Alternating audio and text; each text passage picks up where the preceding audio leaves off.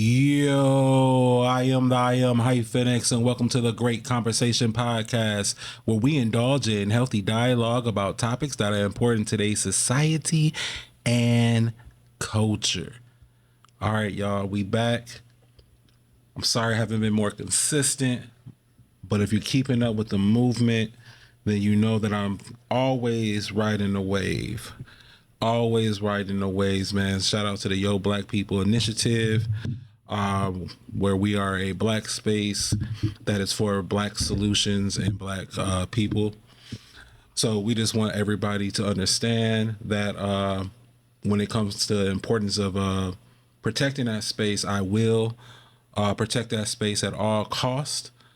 And if you call yourself an ally, then you need to respect that. And such. But I just feel like I had to say that real quick. We have you can say guess. It's your third time, fourth time on here. You know what I'm saying? It's about your fourth time. Yeah. Got Shaneka Smith here. Give it up. Yes. Her. What else?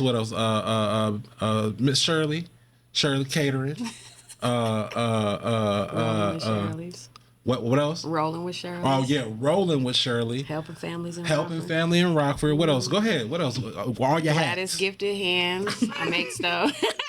and Oh yes. Look, or no, overall serial entrepreneur is what I've been hearing. There you I'm go. like, if that's the label that y'all want to put on me, I'll take it. Hey man, a hustler with many cars, many lanes. That's how I see it. I'm finna just dive into it if you don't mind. Go ahead. If you don't mind. I'm gonna this gonna be what chapter in your life? What's a chapter in your life that people would never guess by looking at you? A good chapter or a bad chapter? Nah, this is your chapter. Whatever chapter. What chapter in my life would people guess? They would never guess by looking at you. I would say probably when I was at my lowest. When I was more suicidal. Wanting to end my life because I didn't like where I was in life. That would be it. All right, so let's talk about it. So you said when you were suicidal. I'm going to ask you two questions. What had you to the point where you didn't want to be here? And then what made you be like, I'm supposed to be here?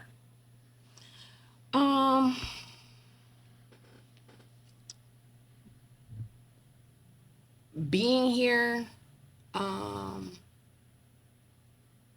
at that time, I was probably in my 20s. I was a little bit younger, going through some things, with my kid's father, just where I was in life at that point. I realized I had daughters, but I was just out here bad, just doing whatever, not respecting myself, not knowing my worth. And I don't know, my kids, as they started to get older, what I noticed is that they were watching me, but I know at the same time the things that I was going through was just making me feel like, I didn't want to be here. I don't want to go through this. I just keep hitting these walls, like just stuff kept being really bad. It was the people in my life that I had. Now that I look back at, what I'm saying, what I went through, what made me feel like that. It was a lot of stuff that I was dealing with before the relationships that I was in. So it just had me feeling like I didn't want to be here. I'm not worthy at all. I was dealing with some trauma from childhood, and it was just like, I'm sick of this. I'm tired of feeling like this. Depressed a lot. Would you say, because I hear shame. So would you say the things you were doing you were ashamed of?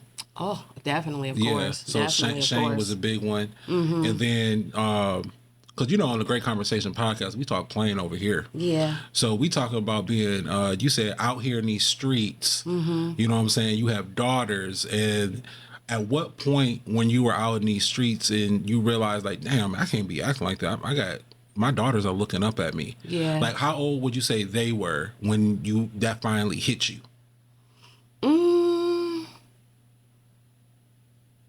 Probably in my 30s. And okay, you were in your 30s, but how were your kids? My kids were in middle school at that time. So they were like 11, 12, 13, somewhere around there. Yeah. Where they know, they know. They know what that smell is. They know what you're doing. Yeah, definitely. Yes. Yeah. Yes. No, I understand that. It's funny because we think, and when I say we, I'm included in this too. When our children are young, we do any and everything around them. You know what I'm saying? Because for some reason, I don't know why. I don't know who taught us this, but at some reason, we're like, they kids. Yeah. They're not grasping onto nothing that we talking about. That's true. You know what I'm saying? That's true. They be knowing everything. They definitely do. Especially these kids, the ones they got right now. Them, yeah. I got one of them new kids. What they calling them? Pandemic babies. I got one of those, and they are very astute, very knowing, very aware of everything that's happening around them. And knowing how to, I didn't know my daughter knew anything about TikTok. And until I saw her watching Whitney Houston on TikTok. You know what I'm saying? I was like, oh, you on TikTok? She's like, oh, yeah, Daddy, I like TikTok. I watch Whitney and Mariah on TikTok. Oh, wow. I'm like, who is this old lady? That's crazy. You know what I'm really happy about? I was talking to somebody about this the other day, not to cut you off, but it was crazy because the social media they have right now, like my kids are finna be, let me think about it, hold on, 25 and 27. Oh, wow. You know what I'm saying? So you got to think, my kids then, we didn't have social media when my kids was growing up younger like that. We barely had, MySpace? Yeah. You know what I'm saying? And I didn't post my kids like that on my social media, so they didn't have all that. Oh, you know wow. what I'm saying? They weren't exposed to a lot of that. When like Facebook came out, I want to say it was like when they was in middle school because they kept asking me for Facebook, and I'm just like, no. I was really strict on my daughters to the point where I'm like, no. I'm blue right now. Hold on, wait a minute. Nope. You said Yes. You said your kids are 25 Yep. and about to be 30. You might as well say that. Don't let her hear you say that. Yes. What? Yes. Wait a minute. Wait.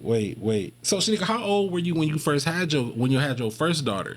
My first daughter, I was 7. Well, I was turning 18 when I found out I was pregnant with her. Okay. And then my other daughter, I was 21. Oh, okay. So you okay? That's not underneath my mom. My mom was like that. Yep. She had me at 18, and my brother at 21, 22. Okay. Yep. When you put it in perspective like that, it don't sound crazy no more. You know what I'm saying? It's just I guess it's, damn, nigga, we getting old. Like That ain't the word. That ain't the word that I'm using. Oh, we're aging. Aging. Is Okay, right. we're aging. Okay, we're aging. I guess that sounds good. Aging is right. It does start with an A, ing, continuation. Okay. So what is this chapter now in your life? What's this chapter called?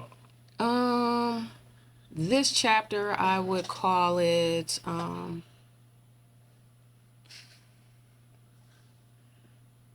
my comeback chapter. Okay, it's the comeback. Okay, so where are you coming back?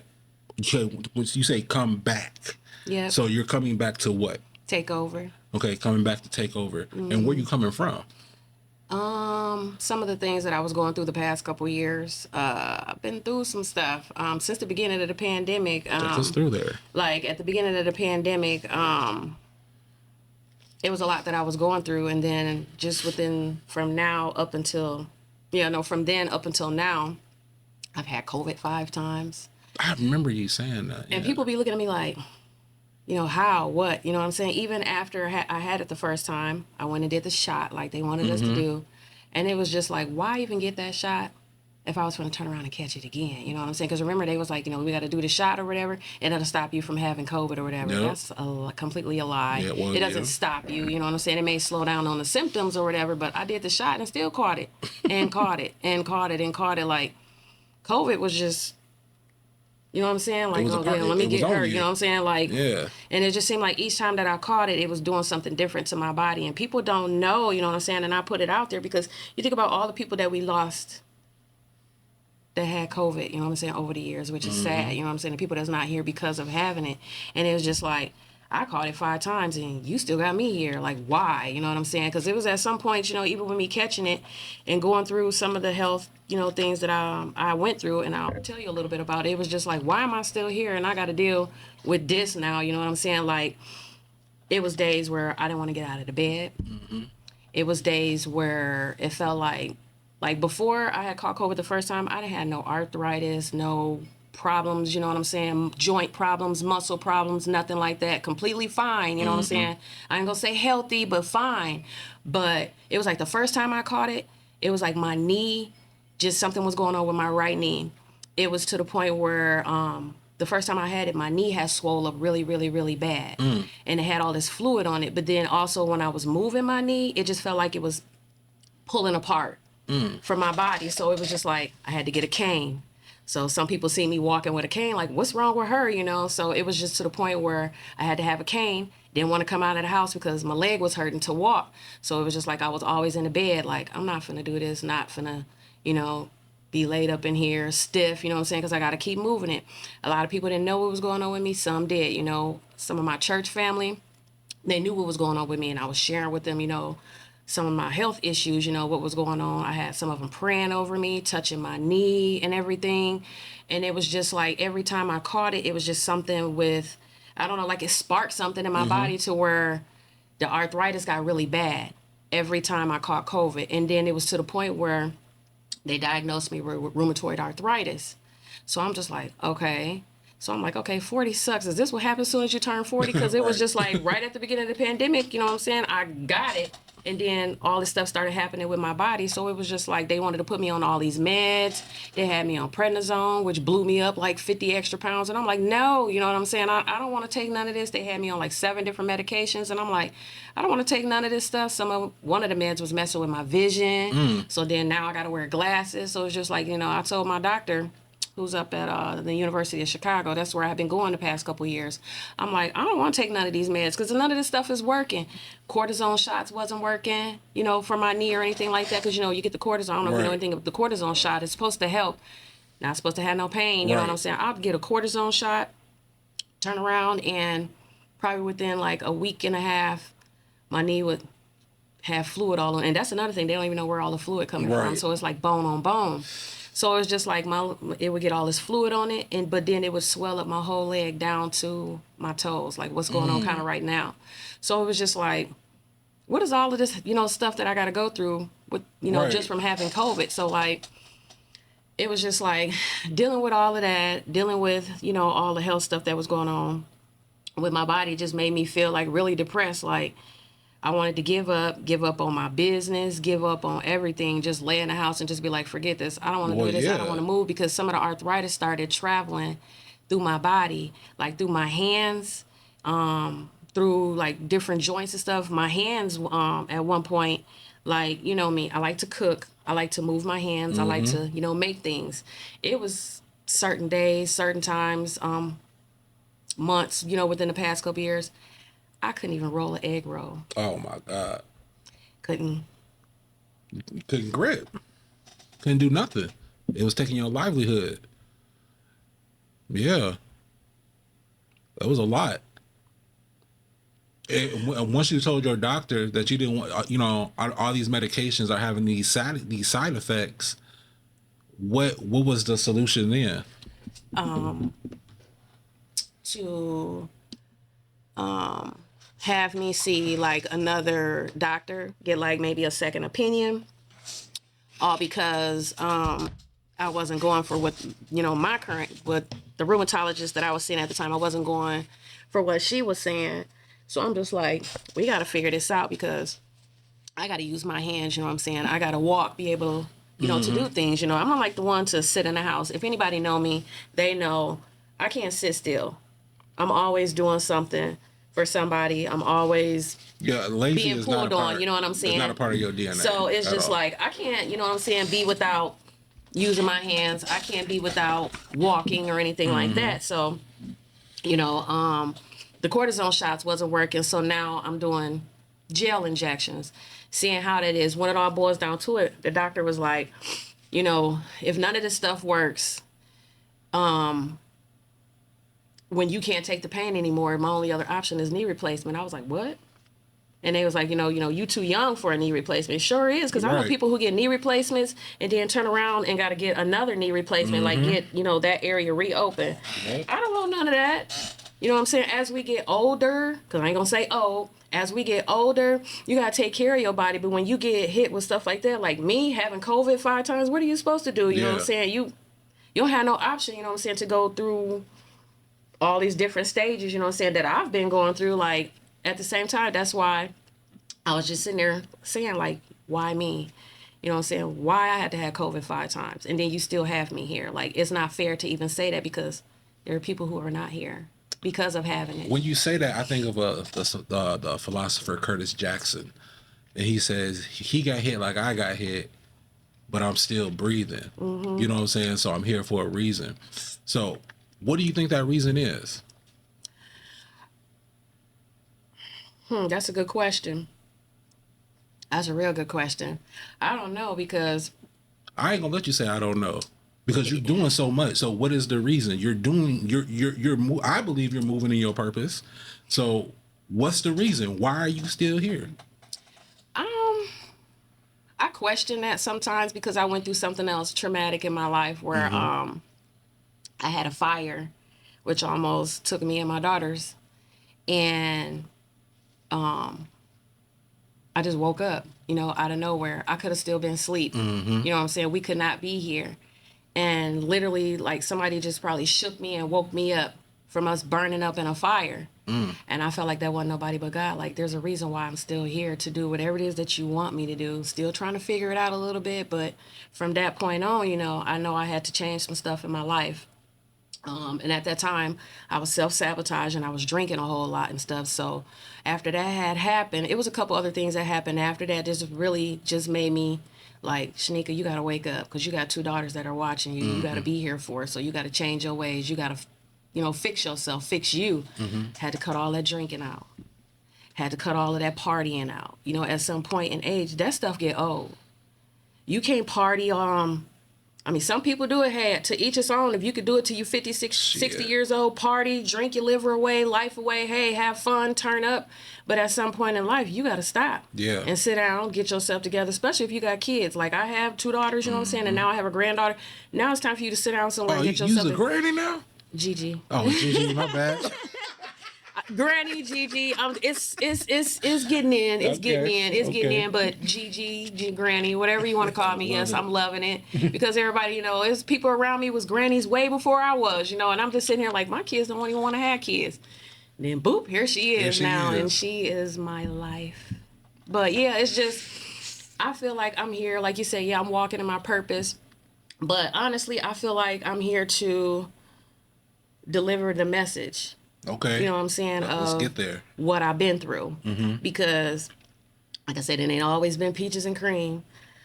I ain't always been, I'm not saying I'm perfect, but I done did some things that I shouldn't have, hurt some people that I shouldn't have. They say, like, hurt people. I have, and it's just like, you hurt me, I'm gonna hurt you 10 times worse because you hurt me. So it was just like, now, I need to be a voice, for women who have been abused, all kinds of ways. Somebody who has been through something like homelessness. I've been there, shared my story about that, of why I had started my nonprofit. I've been homeless, may not have been on the streets, but I didn't have my own place. So, talking to people, who done been there and lost, everything and had to build it back up. So I just feel like he still got me here. Like, I still need you to do, you know what I'm saying? I need you to deliver, I need to talk more about the things that I went through. So give my testimony, because it's not something that I always did. I was always quiet. And like you said, always shamed of the things that I did, the stuff that I went through. Like I said, everybody ain't perfect. I done did some things, you know what I'm saying, in my past that I ain't proud of. But everything that I done went through, that I sit here and think about, it made me who I am now, you know what I'm saying? So I'll be able to talk to another person that's younger than me, which I have been, young girls, telling them, like, you need to respect your body. You know what I'm saying? You don't need to be out here doing this. You don't need to be out here doing that. Even my own daughters, like even the drinking and stuff like that. When you see somebody self-sabotage, and it's a reason why somebody doing that. It's a reason. It's always a reason why. Right. When somebody's doing things to themselves that they shouldn't be doing. So you say to deliver the message and to tell your story. What is the message of your story? What should people be getting out of when they hear your testimony? What is the message they should be grasping onto in their situation? That you can overcome anything, especially if you put God, in your life, and put God first. Because like I said, everybody ain't perfect. We all gonna go through some things. We all ain't been born into perfect families where you got the mom and dad and stuff in the household. Some of us been born in single parent households and stuff. So it's like we know what we know. I had to break generational curses where I'm at. Perfect segue. Like I said, because I have daughters, and my mom was a single parent. Yeah. You know what I'm saying? She did the best that she could. She did the best that she could with both me and my sister. She has other siblings. I don't. I'm the only child. So it was like my mom had to raise us with our dads not being around.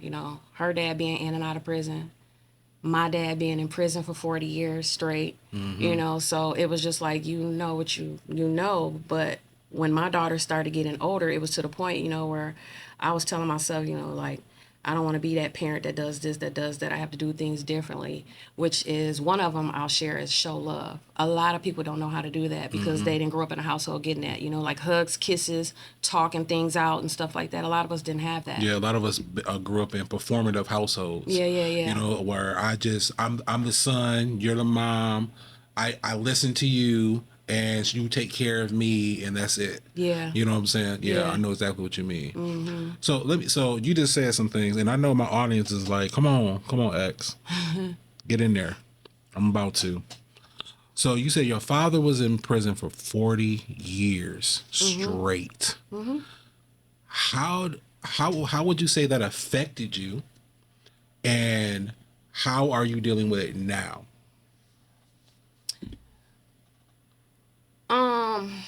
It affected me in a bad way.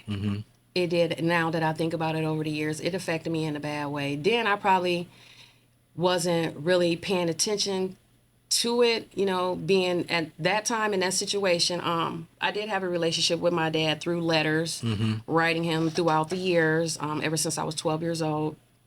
But I think at that time, it settled and it sank in, but I was angry. Didn't know why I was angry. Like I said, I went through a lot of self-sabotaging and stuff like that, and it was just, more of my dad not here in my life, and seeing a lot of other people around me, people that I went to school with, having their fathers and stuff in their life and stuff, and it was just like, how come I don't have my dad in my life? My dad don't live here, you know what I'm saying? And being teased and stuff, like your dad, in prison, or you don't have a dad. Like I used to hear stuff like, you're a daughter of a murderer.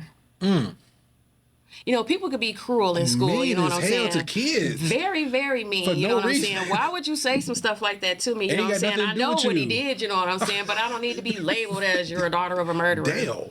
Like people is cruel. You know what I'm saying? I don't like bullies at all. Yeah. I didn't like I don't like to see people get bullied, but kids can be mean. Yeah. And, I used to hear that and stuff a lot, and I let some of that stuff sink in, where it would make me mad and angry and stuff. So I was dealing with a whole lot. So you was fighting? No, actually, I didn't fight in school. You wasn't a fighter? Okay. I was not a fighter. No, I had my first fight probably freshman year, and I ain't fight no more. Yeah. So what was your anger escape when you was younger, like in school age? Because some people are fighters, some people cuss the teacher out. You know what I'm saying? Like, what was yours? Actually, I think I just was holding it in more. I started letting it out more when I left school. Okay, when you left school. Because I didn't do that in school. I wasn't fighting all the time in school. I wasn't. I had one fight freshman year, and that was it. And I think the next time I had a fight was like when I was 25, 26 years old. 25, 26? Yeah. Yeah, that was Yeah. With a female, but it was a big mess. Yeah, it sounded like it. That was a big mess. Yes, that was because I was doing some things that I shouldn't have, and at that time, and that was a fight. I had in front of my mom's house at that, which was crazy. Ooh. But I didn't fight all the time. I didn't have to have that problem because it was just like my freshman year, I had that fight throughout the years. I hung around different people. It was cliques, crowds, and stuff like that. But I hung around kind of like everybody. I wasn't a fighter. I was more of a goofy, funny person. You know what I'm saying? Always doing something, like I didn't get labeled as, always being an outcast or anything like that. Okay. So from the outside looking in, people wouldn't even imagine what you were going through. No, not at all, unless I opened my mouth and said something. So like I suppressed a whole lot. Mm-hmm. I was holding in a whole lot. Now, are you the oldest or is your sister the oldest? I am the oldest. Okay. So she's 3 years younger than me. Oh, yeah. So being the oldest comes with its own code of silence. Mm-hmm. You know what I'm saying? Yeah. Like you shut up. Yeah. You take on everything. You're the second adult in the household. Yeah. You know what I'm saying? So yeah, because I'm the oldest as well. Mm-hmm. So let me ask this. Let's see if I can get a little deeper. So, Dad gone 40 years. You're in contact with him since you were 12 through letters and whatnot. He's eventually, is he freed or did he extend did he finish his time? He did get free. He was looking at, life in 10 years. And, I used to always imagine and always think, you know what I'm saying? And pray and be like, I know my dad coming home one day. I used to just vision it, you know what I'm saying? Just growing up, like mm-hmm. he coming home one day, they will eventually let him out. He can't be in there forever, And as the years had went by, it was just like, dang, hoping that, he do get out, like I said, through letters. When I started having children, I started sending him pictures like, you have grandkids and stuff now. Mm-hmm. So, the man getting all these pictures, but somebody being gone like that, I can see why he kind of the way that he is now, because he did eventually get released at the beginning of the pandemic. So I'm like, wow. Dang, y'all released him out into this mess. So he got out of there. Yeah. And ended up in a cell in somebody else's house because he was locked in. That exactly right. Yes, because he was going through work release. Yeah. When he got finally approved for work release, I'm like, oh wow, you know what I'm saying?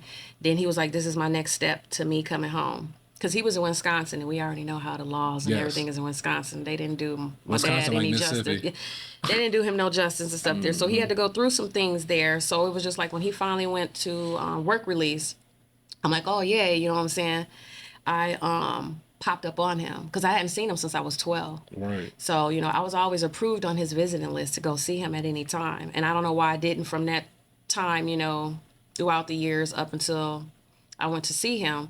I don't know why I didn't. And it was just like one day when he told me he was approved, for work release, I'm like, I'm just going to go pop up on my dad. Mm-hmm. So I took a trip, went up there to go see him, like he wasn't expected, and surprised him. And I kept popping up while, he was in work release. And then next thing you know, he was telling me, they're going to release me. He just didn't know when. And then one day I got that phone call and he was just like, I'm at my sister's house. I'm like, what? At the beginning of the pandemic, and I'm telling him I ain't wasting no time flying up there to Milwaukee. Like, gone. You know what I'm saying? Like, I get to finally see him, hug him and see him how I want to see him without going in, being searched, anything like that. You know what I'm saying? People watching our conversation, our visit or anything. Like, he literally like, moment. He out. And when I went to visit him, I took him some egg rolls. I know you did. A basket. I took him some egg rolls because I had been telling him about the egg rolls and stuff. So, I fed him and stuff. So he was impressed a little bit, but that was like the happiest time at the beginning of the pandemic when he got out. So it was just like, yes, he's finally free, because they wasn't going to let him out, at all, and you would just think 40 years straight, that's a long time, So when I see people, talk about, oh, I did a year or two, or I did 5 years, and that ain't nothing compared to 40. What my father had to do 40 years straight and been moved around to different prisons in Wisconsin, and each prison he went to, you know what I'm saying, I had contact with him. Like, they had him down in Whiteville, Tennessee at one point. Like, he was shipped down there, and I'm just like, what is you doing for them to move you around like this or whatever? Happening? I don't know. It was a whole lot. But he was in different prisons, you know, like he even told me he was in prison with Jeffrey Dahmer. Oh wow. Yes, he was. Wow. Yes, he was. Famous. So let me ask you this. So you go to Milwaukee. He's at your aunt's house. What is that? I just want you to go back there for a second. And who showed up? Was it Shaneka of that age, or was that 12-year-old Shaneka that showed up to hug her father? I think it was the 12-year-old, just a little bit of mixture of both, but more of the 12-year-old, you know. I was just embracing that moment. And it was crazy because he was like, I could see you being overprotective of me, you know, like that's my dad, you know, like, he was saying, you know, I can see you now. I forgot what he said, but I don't know. We had a conversation, or I don't know how we got on a conversation, or I don't know, of a girlfriend. Because this what he was saying. This is funny that now I can remember. He was talking about I got to give me a girlfriend. I'm like, why? What you need a girlfriend for? I said, you need to enjoy being out first, you know. That's part of it, getting a girlfriend. Yeah, but you know, this I'm like, wait a minute, hold up, slow down, sir. Like, you just got out. You don't need no girlfriend. Hold on, you know what I'm saying? Like, you've been gone 40 years before you jump on getting a girlfriend, you know what I'm saying? I'm the daughter telling you, enjoy life, enjoy being out. Do you is what I was telling him. That's what they say now. Do you know what I'm saying? Before you up and jump and get a girlfriend. You've been going a long time. Why you need a girlfriend? Oh, I need me a girlfriend. I'm like, you need to slow down. Because I think he had somebody in his life, and I think she stopped talking to him, or they, you know, whatever, right before he had came home. So it was bothering him. So he was just like, I got to give me a girlfriend. And I'm telling him no. And he was like, you know, I can see you being an overprotective daughter since I'm his only daughter. And I'm like, I don't need no girlfriend. You know, maybe a friend, but not no girlfriend. Yeah, he needed something. He did, you know, so, you know, I was a little bit overprotective, you know, when he did get out a little bit. And I'm just like, I gotta, like, I felt like I had to watch him a little bit, even though he was in Milwaukee. And then he was talking about moving here, moving closer to where I am, because he's from here. So it was just like, yeah, I was the little girl Shaneka, like, you know, my dad finally home, you know, I get to, you know, love on him and hug on him, you know, and just finally have time with him, you know, a lot of time that I didn't have growing up. So, you know, I always, you know, kept in contact and told him some of the things that I went through, even some of the bad relationships and stuff that I had went through. Talked about that with him, you know. So, you know, I didn't leave stuff out. You know, I always kept it honest and real with him, like even the stuff that I went through in my younger childhood. And we've talked about that before with the abuse, you know what I'm saying, and being molested and stuff like that. I had to have these conversations with him while he was in prison. So it was a lot, you know what I'm saying? He was, you know, dealing with it. I can only imagine being locked away and your daughter telling you that she was molested, probably by someone close. Yeah. And that person just being free while I'm locked up and there's nothing I can do about it. As a father, I can only imagine what he was going through. Yeah. Now, how was you guys' relationship now? He's been out for a few years. How is the relationship now? Since the beginning of the pandemic, when he got out, he's been out now 6 years. We actually just rekindled our relationship because when he got out at the beginning of the pandemic, it was okay, you know, it wasn't all peaches and cream, but 3 years ago, he walked out of my life. Voluntarily. Voluntarily, okay. Yes. He had some things sitting on his mind, or I should say, he had people in his ear telling him that I might not be his daughter. Come on, G. Yeah, so it gets real deep. It gets deep. You said it was gonna get deep, so I'm gonna share my story. Okay, come on. So, it was my birthday a couple years ago. On my birthday, I was having a birthday dinner at my friend's restaurant, and my dad wanted to see me on my birthday, so we ended up having dinner somewhere else before I had this birthday dinner. And on my birthday, he just kind of told me he felt like that I wasn't his daughter. On your birthday? On my birthday. He wanted a DNA test.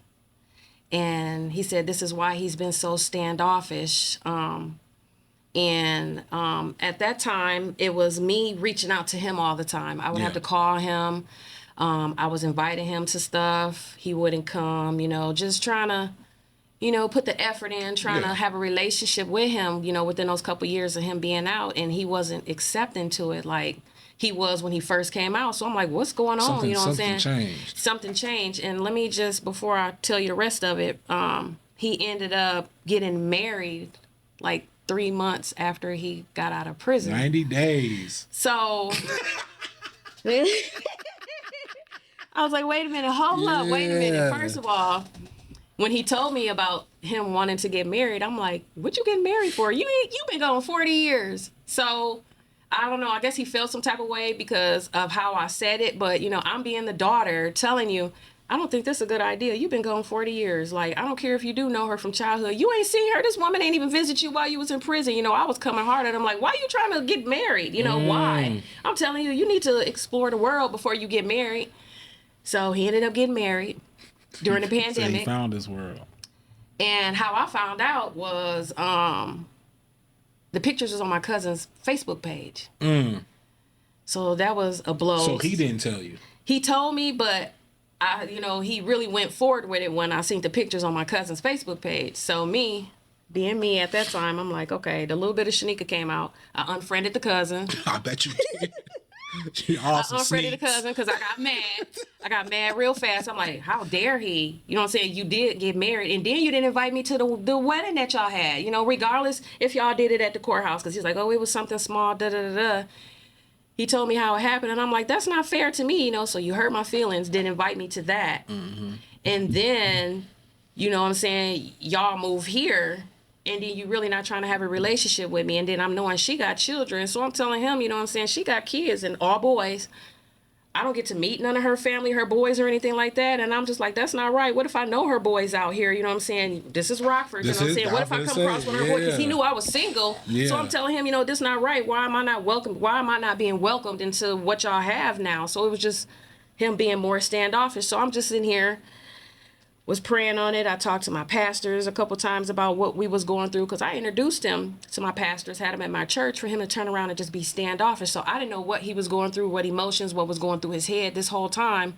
He didn't think I was his daughter. So I'm like, you could have told me this when I was coming to visit you in prison. So he heard, he knew, he had said suspicions yes, he brought it up. Well, people was putting it in his ears, what he was saying, people close to him. So I'm just like, if you knew that I wasn't, if you felt like I wasn't your daughter, why you didn't ask me when I was coming to visit you? Why you didn't say anything like this when you was in work releases, how I felt, and at that time, I don't know how it is in Wisconsin, if how you do DNA tests, right, whatever the case may be, because you could have got it for free. But yeah, he was like, I don't know how they would have did it, but right. I guess that was something they didn't want him to focus on at that time. Focus more on getting himself together so he can get out, because I was more in contact with him than his own siblings. There's like 13 of them. Oh, wow. He's one of 13. So it was just like none of his siblings was like there in contact with him like I was. So it was just like, I was the more of the family, in contact with him, writing the parole board like he wanted me to do, doing all these things to help him come home. And this whole time you think that I'm not your daughter. So I'm just like, why are you telling me this now on my birthday? Like, he broke my heart on my birthday. Yeah. He broke my heart, but it took everything in me to hold all that in after he told me he felt like that I wasn't his daughter, that he wanted a DNA test. And I'm like, that's fine. We can do a DNA test. So I'm like, let's get this over with. We'll do the DNA test. He gave me some money for my birthday. And I'm talking about, I didn't talk to him for almost like 2 years. Oh, wow. I was reaching out to him, about let's get this DNA test done. He kept standing me up to do it, making up excuses, and then it was just nothing. Then radio silence. Silence. And then it was just like, imagine how I felt. Moved here.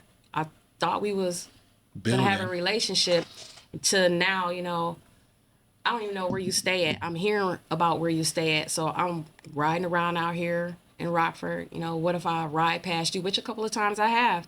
I see you, but it's nothing. I'm like, you're supposed to be my dad. And now it's, I'm feeling like an outcast. He switched up on you. Real fast, you know what I'm saying? So I'm just like, this is not fair to me. If you feel like that I'm not yours, let's find out, you know what I'm saying? Mm-hmm. Don't leave me hanging, you know what I'm saying? And then, like I said, you did this to me on my birthday. So then I had to go to my birthday dinner at my friend's restaurant, put on this big fake smile, be happy, all of this, none of them not knowing what I had just went through prior to coming to the party or anything. Inside. Going crazy on the inside. Because I'm telling you, after that birthday dinner, leaving my friend's restaurant, I'm talking about, I sobbed for like 2 days. Like, this is wrong. This This is not on my birthday. on my birthday. So I'm just like, this is not right. I'm like, okay, how am I gonna process this? Is this gonna make me, or is it gonna break me? You know what I'm saying? Is it gonna, mess me up to where I'm gonna go back drinking, if I'm finna go back smoking, if I'm finna go back out here just sleeping all over the place, you know what I'm saying, with anybody, like I don't care about nothing, you know what I'm saying? Like, I just, like, I don't care. This I don't care attitude. Be mad at him. I couldn't. Did you feel like your dad used you? If he had all these, I did used to feel like that. I did, because I'm like, I felt like I did everything that I could to kind of try to help you get home and be here for you, you know what I'm saying, as a daughter, and still trying to love on you and have this relationship with you, and then you turn around and you do me like this. So I'm just like, dang, you know what I'm saying? Yeah, I kind of felt like, yeah, you used me. Like, that's not right, you know what I'm saying? Because you're not talking to me, you're not communicating with me, you're not letting me know what's going on, like all these emotions and feelings, you know what I'm saying? I have a right to feel the way that I feel. yeah, You know what I'm saying? And if I sit here and hold it in and not say anything, you know what I'm saying? I'm gonna hurt myself. I'm gonna hurt myself, you know what I'm saying, regardless of how old I am. Yeah. Like, I'm in my 40s now. Could you imagine me doing like, I had to do 2 DNA tests, like 2 years. I had to do 2 DNA tests. I did a DNA test with my sister's dad, because let him tell it, that's what he was hearing. He was my dad. So I'm like, oh no, I was already for it. Told her dad, we doing a DNA test. I went and got the DNA test. Like, forget this. We ain't finna schedule it, because that's what I was trying to do with my dad. I was trying to get us to go to the place to do it, but I told my sister's dad, I'm like, we finna do this DNA test. When I got a DNA test, boom, not the father. I already knew that. Right, that was you know easy. What I'm saying? Simple. But with him, you know what I'm saying, he kept being standoffish, and I'm like, I want to do this DNA test. Now I done gave you the results. He ain't my dad, you know what I'm saying, so let's do this. Still nothing. Still nothing. So I was... Did he ever tell you why he didn't want to go through with it? No, he never did. He was just, giving excuses. And I don't know if it was the stuff that he was dealing with, you know what I'm saying, within himself. And that's something that, I had talked to my pastors about, and then I had to go to God about, because I was praying on it, a whole lot. Like, when I seen him over a year ago, I seen him twice. I seen him in the summertime. Like, he rode past my job. Like, he lives right now, he lives right by my job. So I was standing in the window one day at work, and then I seen his truck go by. And I looked, I was like, that's my dad. You know what I'm saying? And I knew he moved back over in the area. So I'm just like, and then I seen him one day when I was leaving work. So I'm like, he got to stay over here by me. And I just so happened, I caught him going to the bank. So I pulled up on him and I'm like, hi, how are you? You know what I'm saying? And, he spoke and he was like, I got to come see you. And I'm like, yeah, I've been calling you, reaching out, you reading my messages, but you're not responding. And then he was just like, we gonna talk, and I'm just like, well, I'm praying for you. I said, I want you to know that I'm praying for you, and I'm hoping, that you come and talk to me. I said, and whatever it is that you're going through, I just hope, you get through it so we can get past this. And he was just like, I'm gonna talk to you. And then, yeah, I didn't hear from him at all, nothing. And then more months had went by, so I'm just like, this is wild to me. At one point, I did stop reaching out. Before that, I had literally just stopped, because it was always messages here and there. He don't celebrate holidays, so I was always, happy this, happy that, you know what I'm saying? Like, he made that be known when he came home. Being in prison so long, you don't celebrate holidays, you know what I'm saying? Right. He put that in the back. He don't even celebrate his birthday. So, me, I'm always want to give a gift and stuff like that. Before we stopped talking, I used to, I gave him something for Father's Day. And he didn't know how to receive that, you know what I'm saying? I made him something, basket and everything. Right. And, he was just like... What is this?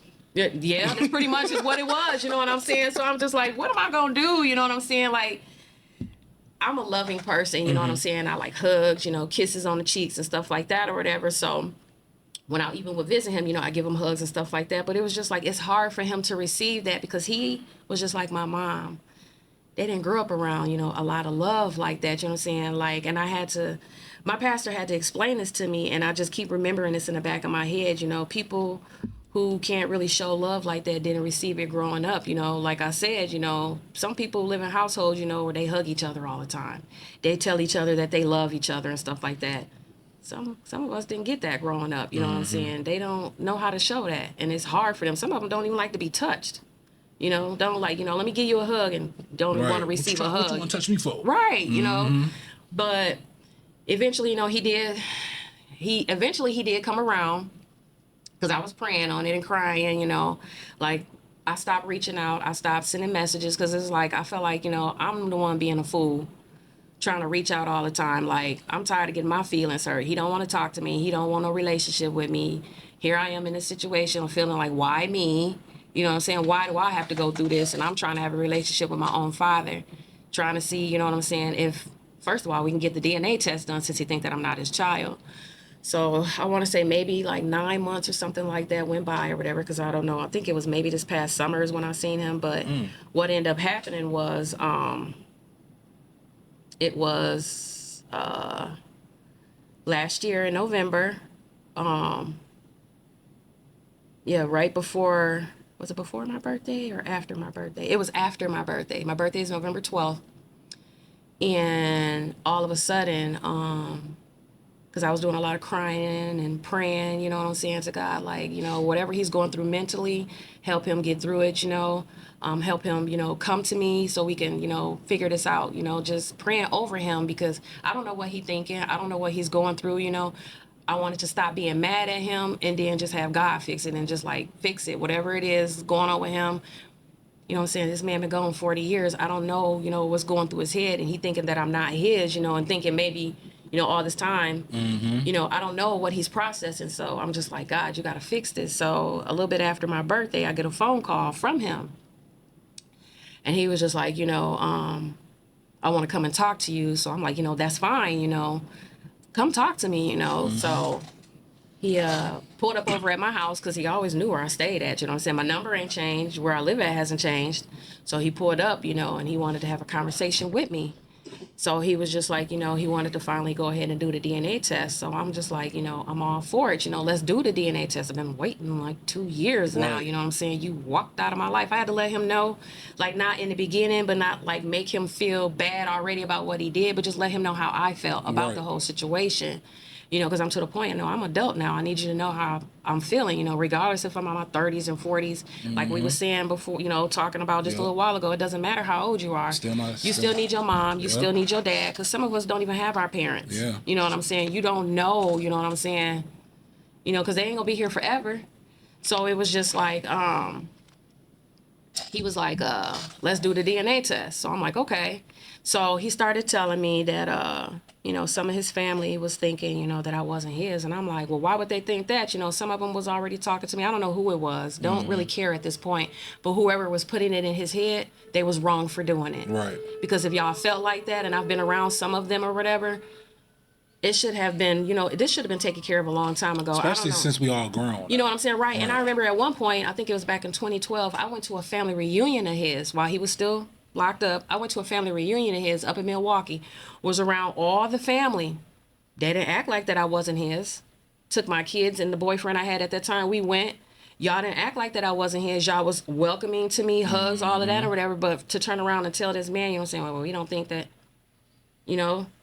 maybe a couple of siblings, felt like, he said one of them, knew that I was his. Either way it go, why would y'all plant this in this man's head? Right. You know what I'm saying? But like I said, it all boils down to he should have just been honest with me a long time ago. Whenever he started feeling it, you know what I'm saying? You should have put it out there. You know what I'm saying? So it could, if it couldn't get taken care of then, it could have when you first came home. Yeah. We could have did a DNA test as soon as you got out and got it done and over with. Don't let the years linger by and then tell me on my birthday you don't think that I'm yours. Right before my birthday dinner. That's crazy to me. That's selfish. That's selfish. I'm talking about that hurt me so bad. So when right on Thanksgiving last year, this was right after my birthday, my dad he showed up. He was like, what you think about this? You know what I'm saying? And I know he probably gonna end up seeing this eventually. He was like, what you think about this? When he pulled up to my house, my dad had a DNA test kit. He had a DNA test kit in the car with him. Oh, wow. So he was like, what you think about this? I said, what you mean? And I was like, for this nigga not celebrating holidays and birthdays, he like to pull up on them days. So he was like, what you think about this? And I'm like, it's a DNA test. I'm like, shoot, it's almost like the same one I did with my sister's dad. Nothing. I was like, we can do it. He was like, you know how to, do it and everything. I'm like, yeah. I'm like, he said, you want to do it now? I'm like, yeah. Let's get it done and over with. You know what I'm saying? Like, I was excited. Like, my blood was pumping. Like, Right. I'm finna do this DNA test. Here go another one in my 40s doing another DNA test. So I'm just like, let's get it done and over with. This was on Thanksgiving because I was at home Thanksgiving when nobody doing anything. And I'm like, my dad roll up over here with a DNA test on Thanksgiving. I said, boy, I can sit here later on in life and think about, like, you did this on my birthday. Yeah. It's things that I'm going to take with me to my grave. And I'll just tell you, like, and then my dad showed up at my house on Thanksgiving with a DNA test. It doesn't matter. So And he don't celebrate holidays. So we go in the house, we do the DNA test. I swab us and everything, and I got to filling out stuff. And he was like, "Oh, you know what you're doing." I'm like, "Yeah, I'm smart. You're right. Very smart." So we filling out the stuff. So I'm like, we can send it in, and I'm like, with my sister's dad, it took this long because we did it, the normal way where they send the results and stuff like that. We was waiting for him to come to the email, but we got the results. Oh, it took a longer time at that time. My dad wanted to do rapid. So he's like, I'm paying for rapid. So I'm like, oh shoot, he want these results fast. Let's do rapid. Let's get it done and over with. You know what I'm saying? So I was excited that, he wanted to do rapid. So let's get it done. So he paid for the rapid. And that was around Thanksgiving. And then it was just a waiting game at that time. And honestly, I can't say, I didn't have no doubt in my body. And I'm like, I already knew in the back of my head, and I'm just like, these results gonna come back. He's my dad.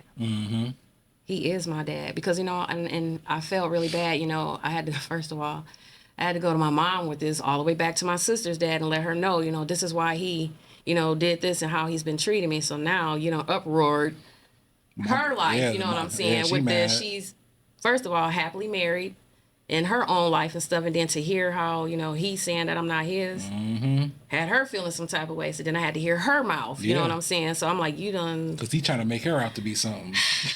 so I'm just like, well, please don't do that, and you just set off the dragon.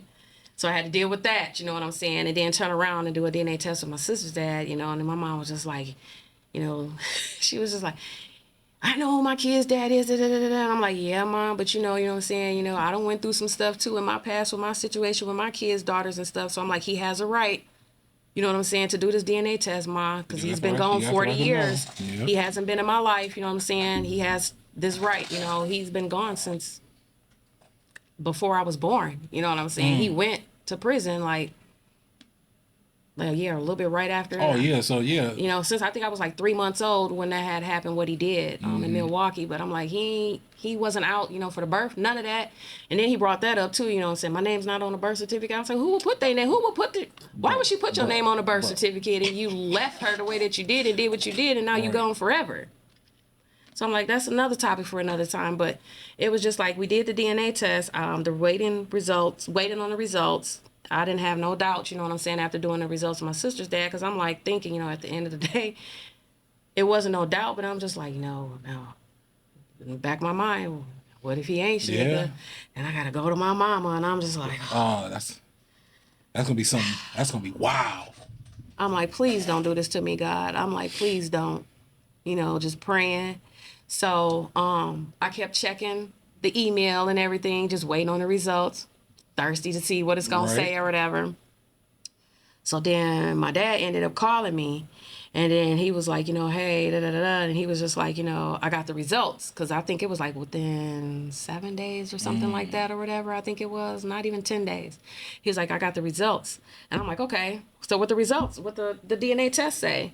So he was just like, I'm reading it. So he playing around. First of all, he trying to read and stuff like that, and I'm like, nigga, get to the part where it says, you know what I'm saying? So his wife in the background, she was like, Shaneka, he 99.99999. That's your daddy, man. I dropped that phone and I just started praising God. I'm like, I know. So it was really like a scene off TV. It was at that moment. And I'm just like, thank you, God. Thank you, God. Thank you, God.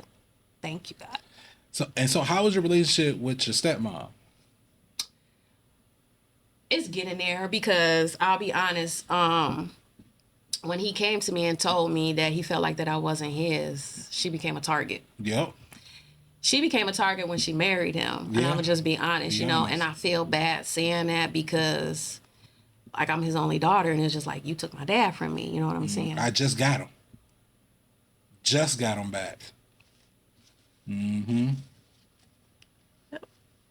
So you said, when you say it's getting there, because based off of the DNA story that you just told me, it sounded like she was rooting for you.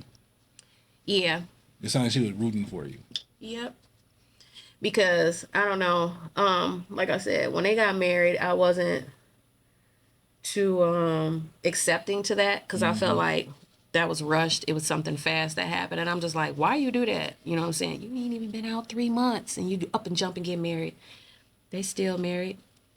What works for them works for them. They look happy, you know what I'm saying, in a marriage, and you know what I'm saying. And I respect, you know, what they have. You know, I really like what they have. You know what I'm saying. You know, she's been there for him, you know, since he's been out. So everything that he knows right now is because of her. Everything, you know what I'm saying? Like, they didn't have cell phones and stuff like that when, like, he went in at 17, you know what I'm saying? You got to think, he went to prison back in 81. You know what I'm saying? He don't know about nothing out here, you know what I'm saying? It's a whole new world. A whole new world, you know? So the last 6 years, he know because of her, you know? So it was just like, you know, she had became a target, and then I had to, you know, pull back and just be like, you know, this is not right. You can't treat her like this. Right, you know what I'm saying? You can't be mad at her, you know what I'm saying? And then him not telling me, you know, about the, you know, I don't feel like you mine and stuff like that. She became a target. Like, is she telling you this? You know what I'm saying? Like, that's where my mind. So I'm just like, you know, like, you know, so I was mean to her. You know, I seen her a couple times in public. I dryly spoke to her. You know, I just didn't have no words for her. And, you know, I had to go to God about it. And it was just like, I can't be like that. You know, I can't be mean because I'm not a mean person right now where I'm at in life. And I can't do that to her. It's not fair to her. You know, and she told me a couple times, you know, it wasn't her fault. You know, she didn't, you know, have anything to do with this. And it's a conversation that me and him need to have, that she felt like, you know, she didn't need to, you know, speak up for him. He needs to speak up for himself. So, you know, but back to the results. When she said that, I was just like, you know, really happy about it. And, I mean, ever since that day, you know, like, I mean, nothing's changed with her. She's still, you know, because she has all boys. She said, you know, she always wanted a daughter. She was around me actually when I was younger. She was around me when I was younger as a baby because her brother is best friends with my dad. So, you know, they go way back. They just, like I said, they hadn't seen each other in a long time, you know. So it was just like, you know, she was around me when as I was younger. She know my mom and stuff like that and stuff. So, you know, she's always been, you know, welcoming and loving and stuff to me. So it was just like, you know, I need to receive that because, you know, right now in my life now, I have a mom, I have a stepmom, I have a dad, I have a stepdad. So, you know. Oh, you're a big fan. So, you know, some people don't even have that. You know what I'm saying? So I got all 4 of them now. You know what I'm saying? I got love from all of them now. Look at that. You know what I'm saying? Where I don't have to go look for love in all the wrong places right now. You know, so that's where I am right now. You know, he has been overly receiving to what we have now that he knows, you know, he's my dad and a great grandpa now. That's another thing. What made him, he said that's another thing that really made him want to step up a little bit, because when I told him that my daughter was expecting a child, I tried to invite him to the baby shower and the gender reveal. And he didn't want to come to he didn't respond about the reveal, but he did respond about the shower. And he was just like, I feel like I can't come because there's some unresolved issues between you and I that I feel like we need to take care of. I respect that. So, you know, I didn't get mad about it or whatever. But then after the DNA test results and stuff, you know, he was just like, you know, now I know that you're my daughter. Your daughters are a part of me. And then now the baby is a part of me, you know. She wouldn't be here. They wouldn't be here, you know, if I wasn't here. And I'm here because of you. So it was just like, you know, now he wants to know the baby. He wants to know the girls and stuff like the baby. I think she got him wrapped around his fingers because now, you know, he wants to see her all the time. He wants to spoil her. Like, that's where he's at right now. So everything that he's been doing up until right now, I just let him. I just let him, you know, like, I just thank God, you know what I'm saying, for hearing my prayers over the last 2 years, you know what I'm saying, because he could have let this linger on, you know what I'm saying, and I don't know where I ain't gonna say I don't know where I would be right about now, but he could have let it linger on some more and not have did what he did, you know, some months back, you know, but knowing that there's another baby, you know what I'm saying, and to the family, you know, now he's feeling like, you know, I need to know, you know, what's so I can celebrate in this. You know what I'm saying? And I mean, that's all he be worried about, you know, the baby. And, you know, he reaches out to me. He calls me and stuff now. I was going to say, so now he doesn't feel, I guess a lack of a better term for men, how we would say, he don't feel like a simp.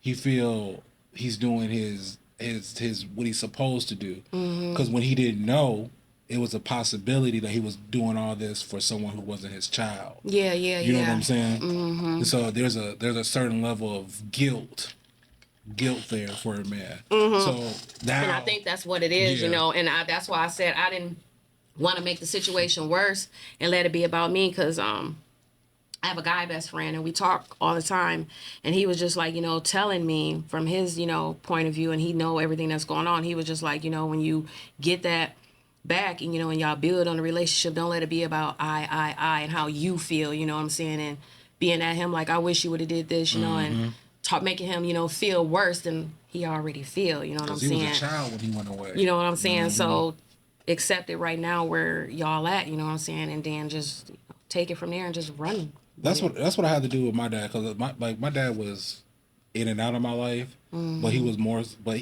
always with my mom. You know what I'm saying? Like, they was always around each other. But I had to strip him of his title and start looking at him as a person. And when I started looking at him as a person, I started to understand him more. You know what I'm saying? Like, you know how you be like, dang, Dad, how could you leave? You know what I'm saying? Then you be like, Dean, I get why you left. You know what I'm saying? Like, as a man, like, I understand why you left. I understand why you did this. I'm not saying I agree with it, but I do understand it. You know what I'm saying? I started looking at him through it. The same thing with my mom. I had to strip her of her title, and I had to look at her as a person. You know what I'm saying? Start to know people as who they are, because everybody has their own traumas. They go through it their own kind of way. They deal with it differently.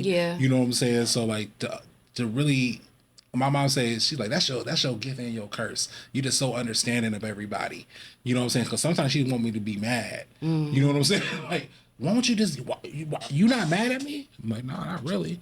She was like, no, I need you to yell, scream, because what I did was wrong. It was bogus. But I get why you did it, though. I'm not going to get mad about it.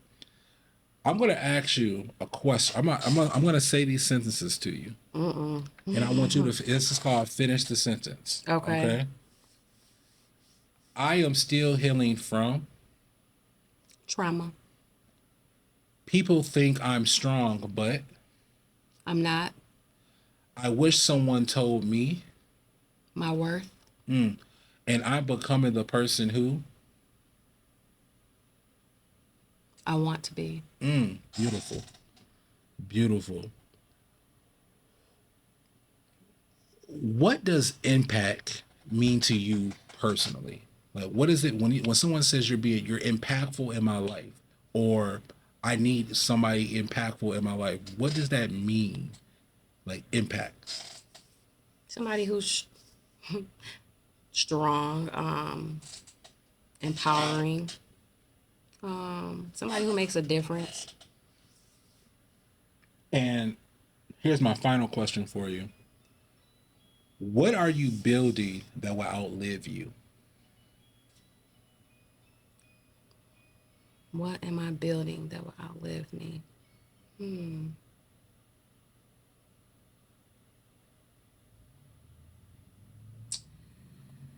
I would say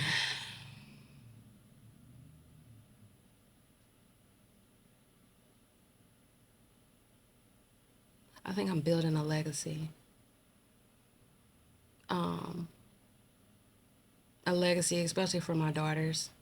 When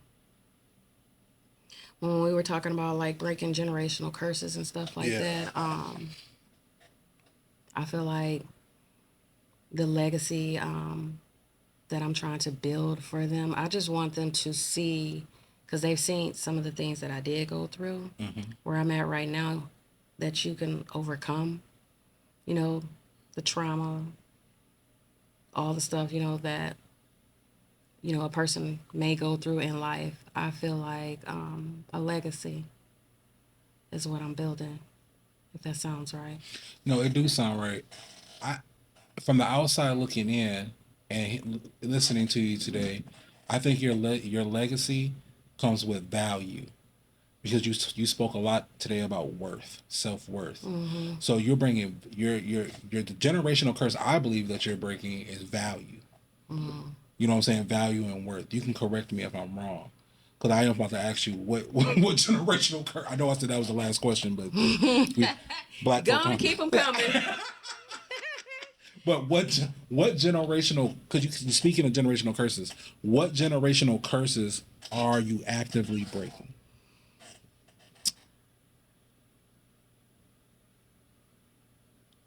Back to the love. Um, like I have a big family on both sides, and I'll go back to what I was saying again. Like people need to show more love. Um, a lot of people don't receive it. A lot of people don't get it. A lot of people don't know how to show it. Um, I'm not gonna say I wasn't. There's some points in my life where I felt like I wasn't loved enough, but I feel like when I had my daughters, I felt like I needed to show it more. Um, the hugging, the kissing, saying I love you. And I'm glad that you asked that because I think I seen her watching too, my mom. It was a point in my life, my mom had a deep conversation that left me kind of emotional. And I just felt like I told her, where I'm at in life right now, like I need you more. You know what I'm saying? People losing their parents left and right. I see my friends, you know what I'm saying, losing their moms, losing their dads and stuff, and then they're gone. I still got mine, here. They ain't gonna be here forever. But it was just like, I need you more. I need you, what I'm saying, to say, I love you more, hugs and kisses and stuff like that, and I get it, and I'm not saying, my mom was actually a real good mom, you know, a single mom, raising us. And it was just like when I told her that I needed her more, you know, because of the stuff that I was going through and opening up, talking more to her about more personal things and stuff. It was just like now where we are, like she says it a lot more. I love you. We hug on each other more. It was always something like kind of hard for my mom to do. You know what I'm saying? Because she done been through some things. You know what I'm saying? We all have. Some, the old, are the older generation than us done been through some things. Oh yeah. A lot of them don't like to talk about it. A lot of them are still holding stuff in, suppressing it, you know what I'm saying? And you can tell. They on the don't ask, don't tell. Yeah, you know what I'm saying? And I'm sorry, I'm not one of them, I have to talk, I have to speak, I have to get it out, but I love that about my mom now, you know what I'm saying? We love each other. We tell each other we love each other, hugs, kisses, all of that, you know what I'm saying? And I love that, you know what I'm saying? Because like I said, it's hard for people to show that if they didn't receive that, you know what I'm saying? A lot of them grew up, how they did, and been through trauma and abuse themselves, you know what I'm saying? So how can they show that if this is all that they know, you know what I'm saying? And it's not their fault, So I just felt like, my legacy is like, no, we're going to show love around here. We're going to show it. We're going to receive it. We're going to love on each other. We're going to figure this out. We're going to fix it. We ain't doing the damaged and, you know what I'm saying, and the trauma, you know what I'm saying? Like and sitting in it. I'm sitting in it and letting it Yeah. linger and stuff like that where, now, some of us, you got to love from a distance because they too busy, you know what I'm saying, being mad and angry about something that happened 80 years ago, you know what I'm saying? Like, right now, my energy, I don't even want to be around nobody like that, for real. I don't. Is so draining. To be around somebody that's angry all the time, that's complaining, that's mad, you know what I'm saying? You know, like, shoot, I done been hurt, I done been broken, I done been cheated on, I done been, you know, all type of stuff, but it's not gonna make me mad and angry all the time where I'm just like, yeah. I used to be like that. I used to carry. Oh, I did too. I'm talking about, you know how the hunchback or thing, like that's how the stress and the trauma used to be on me. I used to keep it. I remember one time my dad, he called and he only wanted to talk to my brother, and I was irate. Like, first of all, I used to tell my dad I hated him, all types of stuff. And then one day he called, he just wanted to talk to my brother. And I said, man, how you going to call and just talk to him? He's like, Bone, every time I talk to you, you tell me you hate me, you mad at me. Why would I want to talk to you? You know what I'm saying? And I was like, damn. Yeah, that's true. Why would he want to talk to you? Like, for real, like, you had to fix yourself a little bit, for real. Yeah. You had to fix yourself, and that's sometimes what we got to do. We got to fix ourselves a little bit. And I had to check myself quite a few times, for real, because I already know how my attitude is, and I know why I had the attitude and why I acted the way that I did. You know what I'm saying? But I can't sit there in that and be mad and then take it out on people.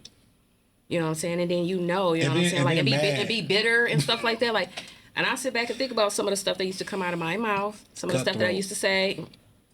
Cutthroat. If you knew me then, you'd be like, ooh, you know, like some people be like, oh yeah, you know, God been working on her because she ain't even the same person she used to be. Sure ain't. You don't want to meet the old me. You don't. Because when you hurt, you're wounded. Very. And when you wounded, you don't want nobody to come next to you. At all. Because you don't know if they're here to help that wound. Right. Or they're here to expose that wound. Yes. But either way, when they touch that wound, it's going to hurt. Yeah. You know what I'm saying? If they help or if they're here to help or harm, it's still gonna hurt. Exactly. So get the hell away from me. You know what I'm saying? Please, just leave me alone. Just leave me alone. Please leave me alone. Until you start to smell that wound. Yeah. You know what I'm saying? Like now it's not just a wound, it's an infection. Yeah. Now it's on the inside. Yeah. You know, I need help.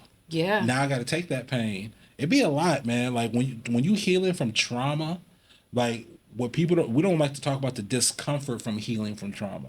We always kind of look at that's a topic for another time. Yep, exactly. Yep.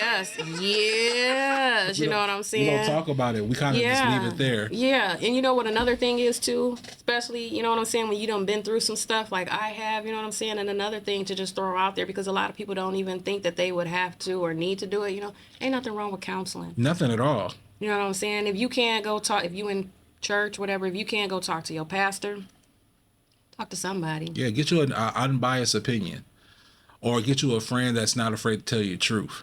You know what I'm saying?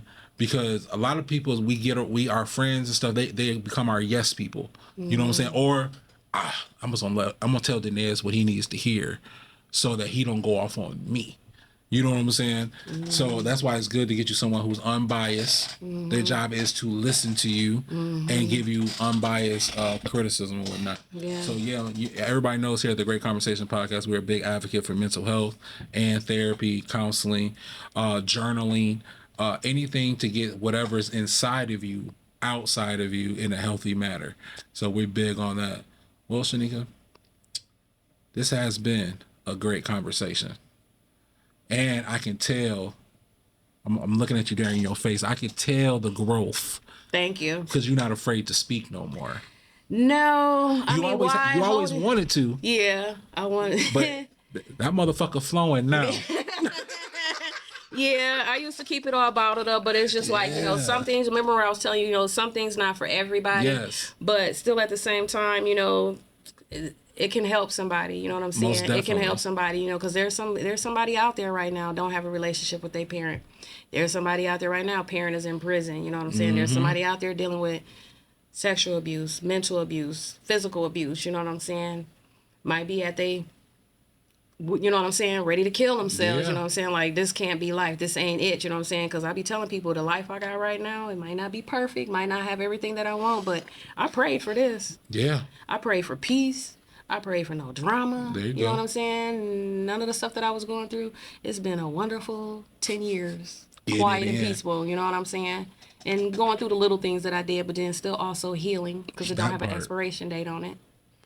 Because it's healing, ing continuation. Let me ask you this. I'm not just. I swear this is the last name. Right now, there's a little girl listening to this right now who is in a home where love is not expressed in a healthy way. What advice would you give that child? I would tell her to first try to talk to whomever is in the household about how she's feeling, if she can, because she may not be able to, or whoever it is in the household may not be able to receive that, so they may not be able to give her, what she's looking for. If she has to look for other resources outside of the household, do that. You know what I'm saying? Like you said, depending on her age, she might want to maybe talk to a friend. She might maybe want to talk to someone, like a pastor, like I said, depending on the age, but she needs to talk to somebody, before she starts self-destructing and not hold any of that in. She needs an outlet. She needs to talk to somebody, and know that she is loved, and know that it is somebody out there, that'll listen, that'll show her love, possibly direct her, where she, what I'm saying, she can get, more help, depending on what it is she may need help with. But she needs to definitely talk to somebody else, and try to find other resources of getting what she needs, especially like mentally, depending on, her age, you know what I'm saying? Counseling, get it out. It's a lot of us, even men, not just women, walking around here, men emotionally unstable. Oh, yeah. And don't know how to process it, you know what I'm saying, until it's too late. So there's nothing wrong with talking to somebody, it's, like I said, just don't let it just linger on, because you take that stuff out on people. Yes. So I hope she would just find other outlets of talking to somebody so she can get out whatever it is that she's feeling. Because you don't want to hold that stuff in and then look up and then, here's another child trying to take her life because she don't feel loved. Or she trying to, take her life because she done been abused and she didn't know that she could go to somebody and talk to, you know what I'm saying, which is a topic for another time, which I had brought up because there's a lot of children, girls and boys, walking around here that have been abused and don't know who to go talk to or how to tell somebody, what they've been through. And, what happens in this household, stay in this household. Oh, yeah. Not in mine. And I always had that conversation with my daughters since they were able to talk. You know what I'm saying? If you done been through something, you need to open your mouth and talk and tell somebody. If you can't go tell, who you in a household with, tell somebody. Get it outside. Get it out, you know what I'm saying? Because men walk around here that done been abused and they don't know how to process it. Because of that shame. Very shame. But then look how they act out as they get older and stuff because they scared to tell somebody they was sexually molested. Like a man, what man go sit there and say I was molested when I was younger? It's not like the discomforts of healing from trauma. Let's talk about it. You gotta.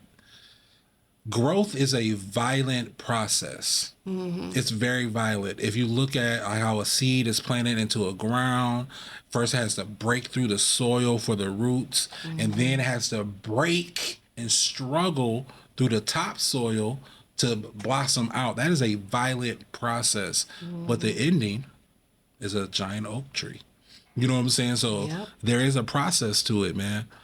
And you got to be willing to go through that process. And it ain't easy, and it ain't pretty. No, it's not. It's not. very ugly. It is. It's like when you get that scab, and it look real ugly, but it's healing, and you may. I don't know. I was a poker at the bruise. I'm sorry. I was a picker. I was always ask my mom. I was always picking my scabs. That's why I got all these little marks all over my body. I was always picking scabs, bleeding, let it heal, probably pick it again. I was picking. But then you feel it. It's like, okay, it's getting better. And then you see it, and yes, you may be left with that scar, but that scar tells you that you are a survivor and you are a victor. You know what I'm saying? We're gonna drop it right there. Okay. All right, so guys, this has been another great conversation here at the Great Conversation Podcast. I am HyphenX. We have Shaneka Smith come on today. Oh, let everybody know where they can find you. Here. They can find me on social media, Facebook, all over. that's where they can, if they have any questions or anything, want to talk about anything that we discussed, if they resources, anything like that. I mean, I'm an open book. I don't, you know what I'm saying?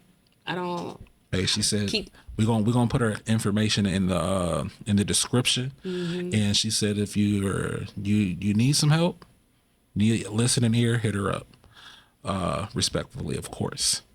All right, so I am HyphenX. This